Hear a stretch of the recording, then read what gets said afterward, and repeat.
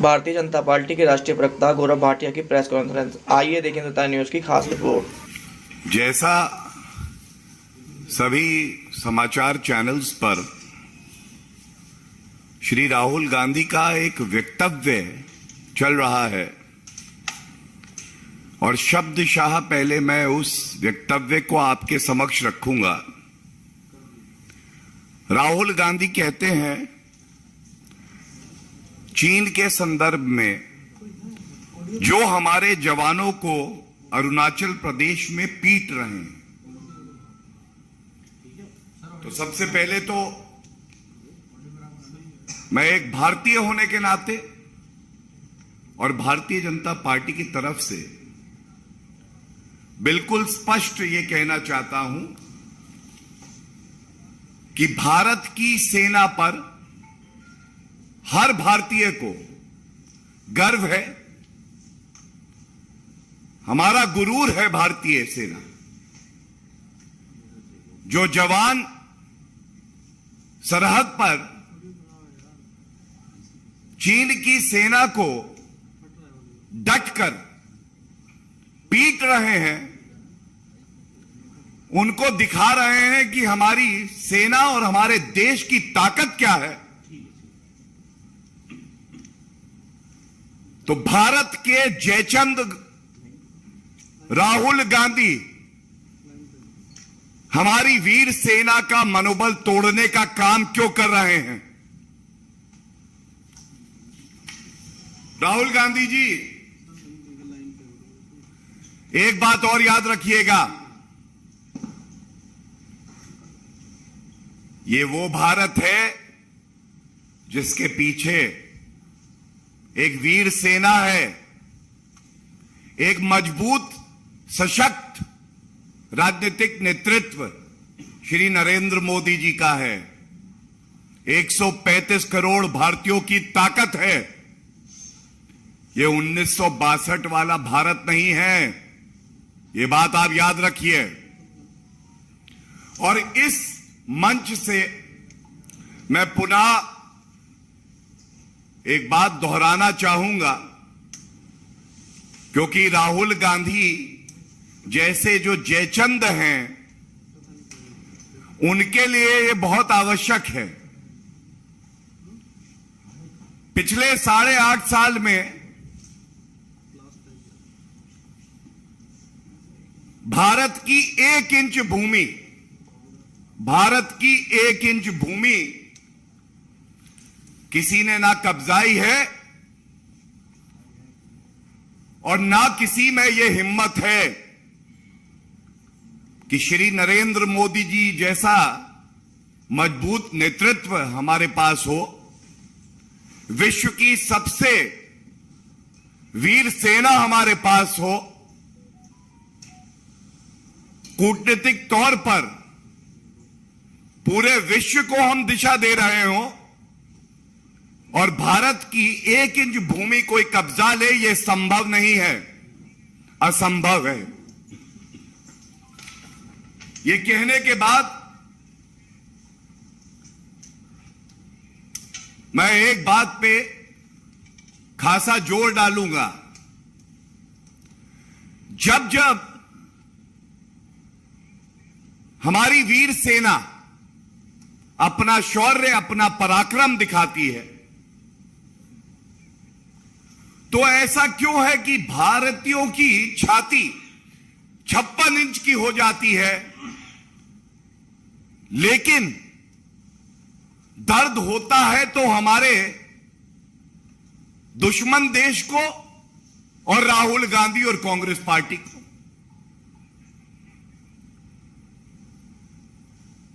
क्यों आपकी छाती 6 इंच की हो जाती है राहुल गांधी जी, जब देश के नागरिकों की छाती 56 इंच की हो जाती है?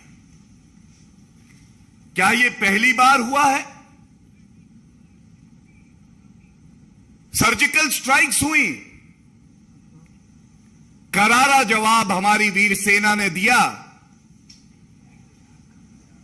यही राहुल गांधी और कांग्रेस पार्टी बोली, कोई प्रमाण तो दो सेना, कैसे मान लें? बालाकोट एयर स्ट्राइक हुई, घुस के ठोका पाकिस्तान को।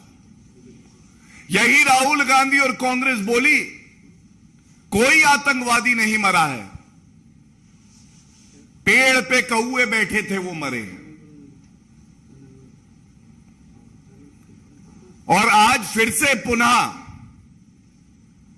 जब देश की सेना ने स्पष्ट कर दिया, संख्या में चीनी सैनिक ज्यादा, लेकिन मनोबल हमारी सेना का ऊंचा।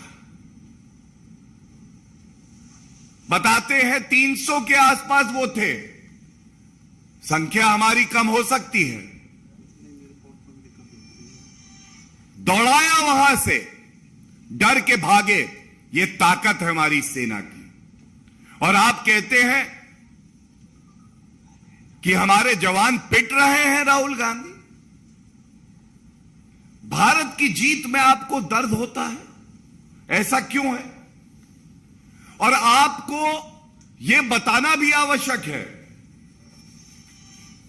किस तरह से बार बार यह कार्य किया जाता है। इसीलिए आवश्यकता पड़ी कि देश के सामने सच्चाई रखें। और राहुल गांधी का ये जो जयचंद वाला चरित्र है उसको उजागर किया जाए। गलवान में चीनी सेना ने जब प्रयास किया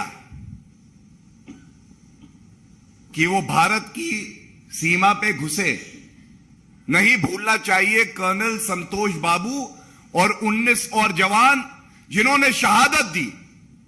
लेकिन राहुल गांधी का एक ट्वीट है, सरेंडर मोदी। सुन लो राहुल गांधी,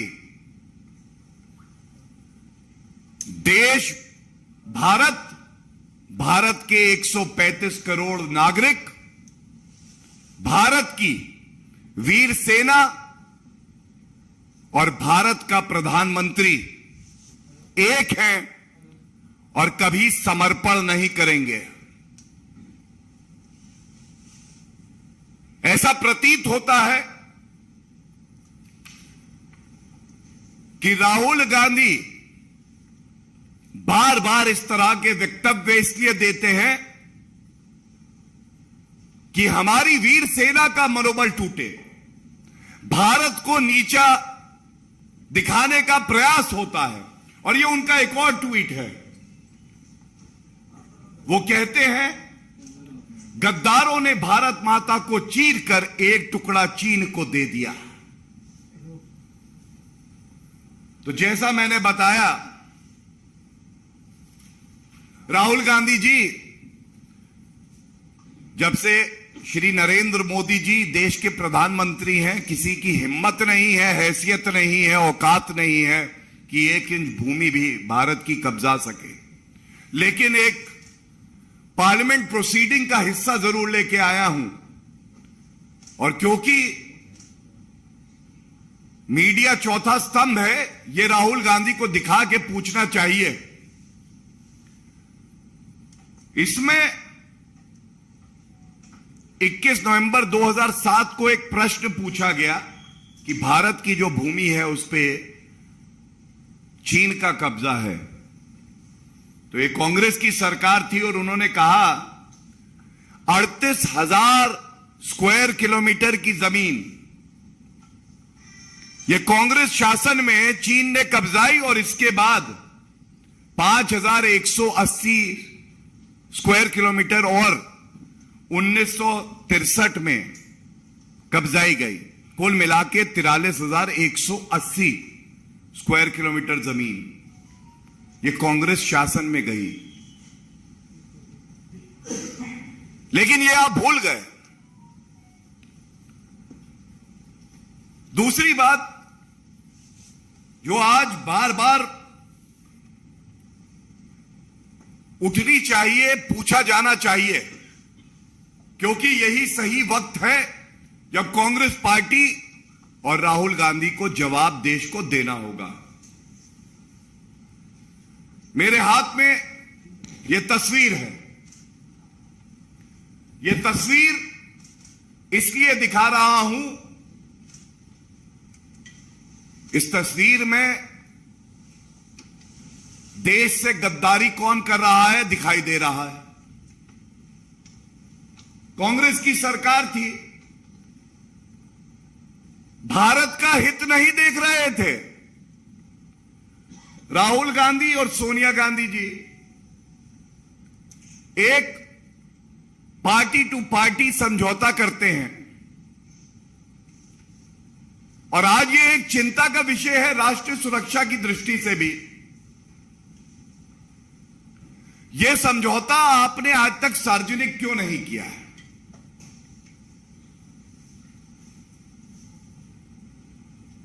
ऐसा प्रतीत होता है कि यह समझौता सार्वजनिक इसलिए नहीं हुआ है, और अगर यह समझौता अभी भी सार्वजनिक नहीं होता तो कांग्रेस पार्टी देश से गद्दारी कर रही है। राहुल गांधी ने गद्दारी की है, और यह प्रतीत हो रहा है कि इस समझौते में यह स्पष्ट लिखा है, जब जब देश की सेना अपनी वीरता दिखाएगी तो उसका मनोबल तोड़ने का काम कांग्रेस पार्टी और उसके नेता करेंगे।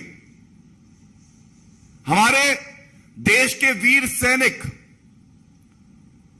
भारत माता की भूमि से बंधे हैं, और राहुल गांधी और गांधी परिवार और कांग्रेस पार्टी इस समझौते से बंधी है। और यह भी प्रतीत होता है कि इस समझौते में यह स्पष्ट होगा कि कांग्रेस पार्टी कभी चीन की निंदा नहीं करेगी, आलोचना करेगी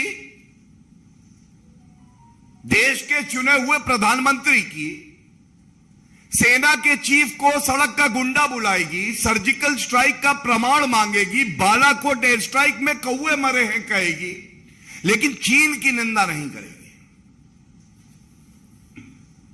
वो वक्तव्य मैं ढूंढता रहा, पूर्व अध्यक्ष सोनिया गांधी ने कभी चीन की निंदा करी हो, राहुल गांधी ने एक शब्द कहा हो, खड़गे जी ने कभी एक शब्द कहा हो, वो मिल नहीं पाया। लेकिन हां, यह कहते हुए राहुल गांधी को बड़ा गर्व होता है कि समझौता जो मैंने चीन से किया उसका पालन करते हुए मैंने भारत की वीर सेना के लिए कहा हमारे जवान पिट रहे हैं।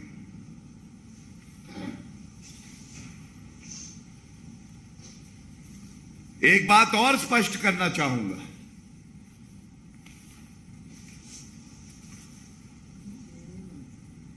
जब जब विपक्षी मुल्क की सेना ने भारत पर बुरी नजर रखी है और देश को श्री नरेंद्र मोदी जी के नेतृत्व ने एकजुट कर दिया, चाहे नागरिक हो, चाहे वो हमारी सेना हो, चाहे कोई भी संगठन और व्यक्ति हो, उस वक्त पर अगर कोई पीठ पर खंजर भोंक रहा था तो वो कांग्रेस पार्टी और राहुल गांधी थे।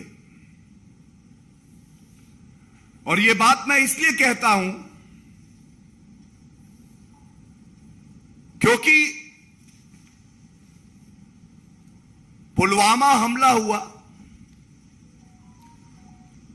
उसके 1 घंटे बाद कांग्रेस पार्टी के मुख्य प्रवक्ता ने कहा यह अंदरूनी आतंकवाद है, होम ग्रोन टेररिज्म, इसका पाकिस्तान से कोई लेना देना नहीं। और एक व्यंग करते हुए कहा, तंज कसा, कहां है 56 इंच की छाती। और मुझे याद आता है सर्जिकल स्ट्राइक से पहले जब हमारे देश पर उरी हमला हुआ, 10 दिन के अंदर सर्जिकल स्ट्राइक हुई और पुलवामा के 10 दिन के बाद बालाकोट एयर स्ट्राइक हुई। हमारा देश आज मजबूत हो रहा है, सरहदों पर इंफ्रास्ट्रक्चर बेहतर हो रहा है, तो राहुल गांधी और कांग्रेस पार्टी को दर्द क्यों हो रहा है? राहुल गांधी जी, भारत की सेना ना कभी पिटी थी, ना कभी पिटेगी, लेकिन भारतीय राजनीति का पिटा हुआ मोहरा है आप। और इस तरह के जब आप वक्तव्य देते हैं तो मैं एक बात आपको और बता दूं,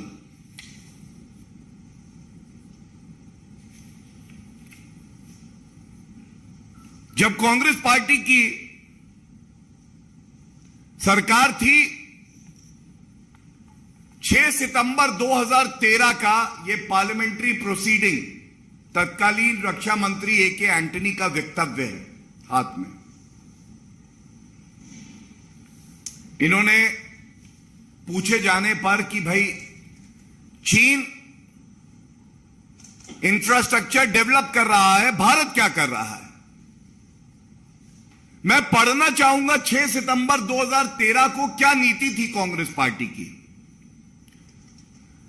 कहा गया ए.के. एंटनी जी द्वारा, the independent India had a policy for many years that the best defence is not to develop the border, undeveloped borders are safer than developed borders. यह इनकी नीति थी कि सरहद पे कुछ बनाओ नहीं, देश सुरक्षित रहेगा। श्री नरेंद्र मोदी जी देश के प्रधानमंत्री बने, बदलाव क्या आया? डीएसडीबीओ ब्रिज, दुर्बक से दौलत बेग ओल्डी तक का 323 किलोमीटर का यह ब्रिज बनकर तैयार हो गया, जो कांग्रेस पार्टी नहीं कर पाई।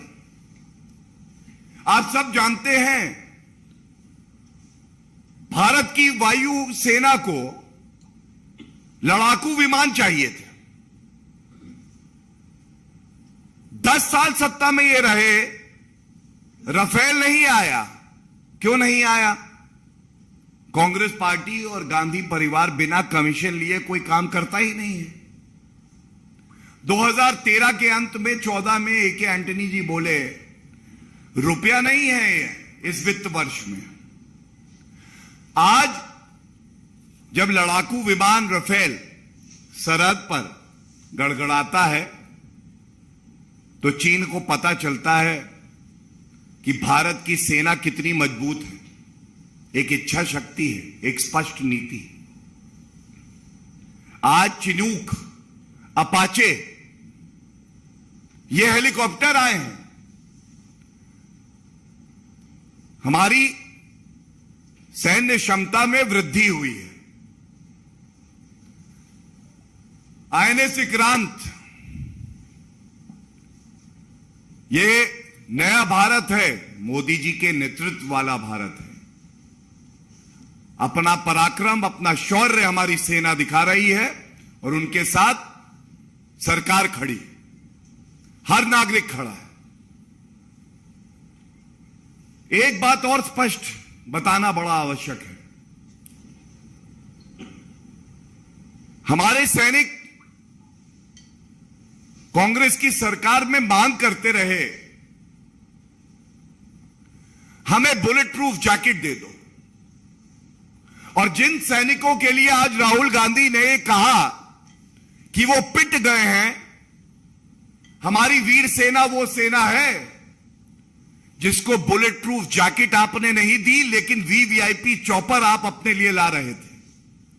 और वो सैनिक कहता था, भारत माता के लिए मैं अपनी जान दे दूंगा, शहीद हो जाऊंगा, आप बुलेट प्रूफ जैकेट दें या ना दें। और आज ये गर्व की बात है, 1,86,000 बुलेट प्रूफ जैकेट जो कांग्रेस के समय में हमारा सैनिक मांगता रहा और नहीं आई, क्योंकि इनकी प्राथमिकता वीवीआईपी चॉपर थे, बुलेट प्रूफ जैकेट नहीं सैनिकों के लिए, आज वो बुलेट प्रूफ जैकेट कोई लाया है तो श्री नरेंद्र मोदी जी की सरकार लाई है। ये सोच का फर्क है। आपके समक्ष ये बात जो रखी है, तथ्यों के आधार पे पार्लियामेंट्री प्रोसीडिंग और तस्वीर दिखा के मैंने रखी, और इसलिए यह आवश्यक है क्योंकि हर भारतीय नागरिक का खून खौलता है जब इस तरह के वक्तव्य राहुल गांधी द्वारा दिए जाते हैं। यह मांग इस मंच से हम लोग करते हैं कि राहुल गांधी को देश से माफी मांगनी चाहिए। यह पाप ऐसा है कि माफी मांगने से भी नहीं धुलेगा, लेकिन माफी मांगेंगे तो कम से कम यह पता चलेगा कि उन्हें अपनी गलती का एहसास है। दूसरी बात, कांग्रेस पार्टी की अध्यक्षा सोनिया गांधी जी थी। एक मां पुत्र से ज्यादा प्यार करे, देश से कम नहीं कार्रवाई कर सकती थी। लेकिन अगर आज कांग्रेस पार्टी देश के साथ खड़ी है, खड़गे जी अध्यक्ष हैं और रिमोट कंट्रोल से नहीं चलाए जाते, तो राहुल गांधी को तुरंत कांग्रेस पार्टी से निष्कासित करें।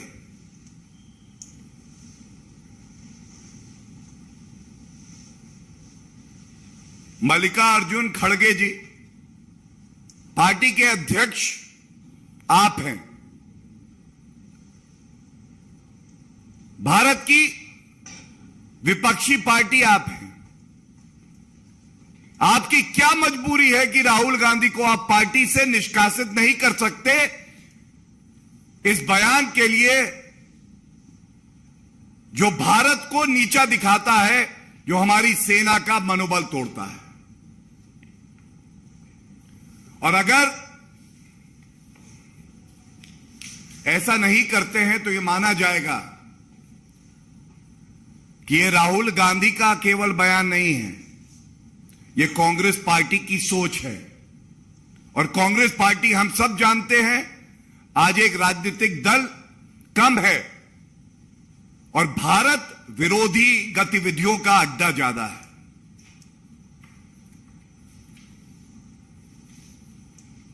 यह कह के मैं अपनी बात को विराम दूंगा। कोई प्रश्न हो तो पूछे जा सकते हैं।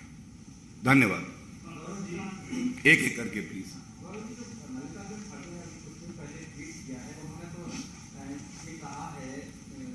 को लेकर के वहां चाइना ने ब्रिज बना दिया है और आप खामोश हैं। जो नॉर्थ ईस्ट का कॉरिडोर है उस पर खतरा आ गया है, उसको लेकर किस तरह से बीजेपी? देखिए, बिल्कुल स्पष्ट एक बात कर दूं, भारत की सरकार श्री नरेंद्र मोदी जी के नेतृत्व में सेना को खुली छूट देती है। जो उचित कार्रवाई हो वो कार्रवाई की जाएगी। और भारत की सेना पूरे विश्व में सबसे वीर सेना है। एक मजबूत नेतृत्व, एक वीर सेना, यह सुनिश्चित करती है कि भारत को किसी से कभी कोई खतरा ना हो। लेकिन डोकलाम की क्योंकि आपने बात करी, मैं इतना जरूर कहूंगा, डोकलाम में भी जब भारत की सेना मजबूती से करारा जवाब दे रही थी चीनी सेना को, तब हक्का नूडल्स कौन खा रहा था? टेंट के नीचे छुप छुप के। सब जानते हैं। इसीलिए मैंने कहा यह राजनीतिक दल कम है, भारत विरोधी गतिविधियों का अड्डा ज्यादा है। आत्मचिंतन की आवश्यकता है कांग्रेस पार्टी को। अभी आपने कहा कि खड़गे जी राहुल गांधी को पार्टी से निकाले, लेकिन खड़गे जी तो उनके बयान से सहमत दिखाई दे रहे हैं और उन्होंने उसको और आगे बढ़ा दिया कि आखिरकार भारतीय जनता पार्टी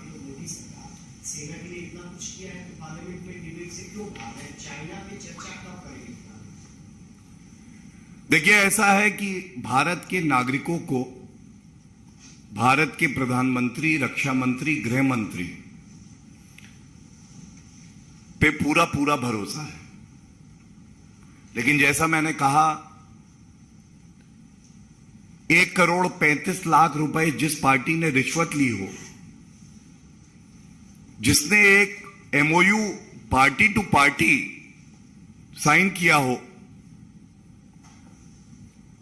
ना वो अपने प्रधानमंत्री पर, ना देश की जनता पर और ना वीर सेना पर भरोसा करेगी। लेकिन एक बात जरूर कहूंगा, रिश्वत ली 1,35,00,000। देश ये जरूर जानना चाहता है, ये रिश्वत ली तो इसके बाद आपने भारत का अहित क्यों किया? और देश की जनसंख्या 1,135 करोड़ है। 135 करोड़ वाला देश अगर हर नागरिक एक एक पैसा दे देता ना, तो भी ये रिश्वत लेने वाली जो पार्टी है, इसकी भूख पूरी हो जाती है।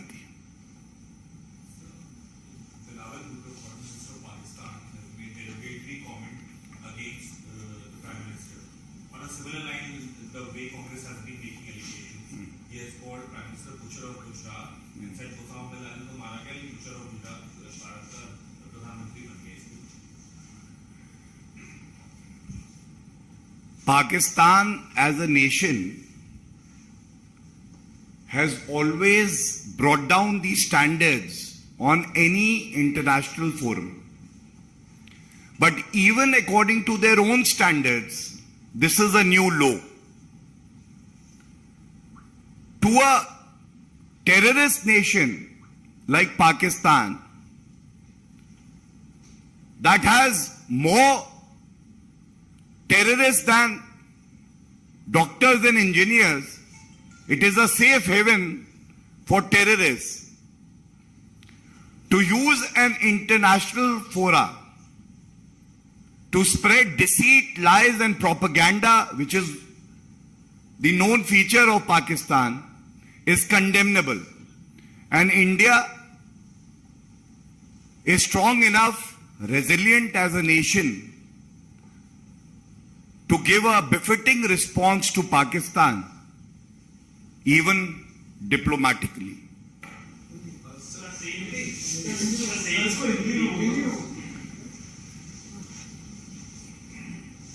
देखिए, पहली बात तो भारत का मजबूत नेतृत्व श्री नरेंद्र मोदी जी कर रहे हैं। स्वाभाविक है, एक आतंकी मुल्क पाकिस्तान को इससे ईर्ष्या और जलन होती है। जहां एक तरफ पूरे विश्व में भारत को उम्मीद की रोशनी बताया जाता है, श्री नरेंद्र मोदी जी पूरे विश्व को एक दिशा देते हैं।